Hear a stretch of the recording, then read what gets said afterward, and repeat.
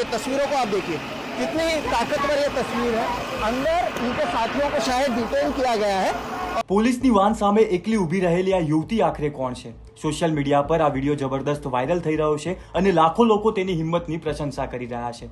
વિડીયોમાં જોવા મળે છે કે મુંબઈમાં વિદ્યાર્થીઓના વિરોધ પ્રદર્શન દરમિયાન પોલીસે કેટલાક વિદ્યાર્થીઓને પોતાની વાનમાં બેસાડ્યા હતા.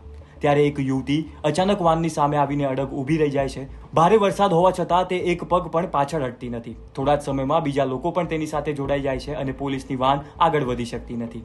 આ યુવતી છે 27 વર્ષની રિયા આહિર, જે મોડલ, અભિનેત્રી અને એન્ટરપ્રેન્યોર છે. તેનું પોતાનું રિયાસત નામનું કપડાનું બ્રાન્ડ પણ છે અને હકીકતમાં શિક્ષણ મંત્રી ધર્મેન્દ્ર પ્રધાનના રાજીનામાની માંગ હવે માત્ર દિલ્હીના જંતર મંતર સુધી સીમિત નથી રહી, પરંતુ મુંબઈ સહિત દેશના અનેક શહેરોમાં વિદ્યાર્થીઓ અને લોકો વિરોધ કરી રહ્યા છે.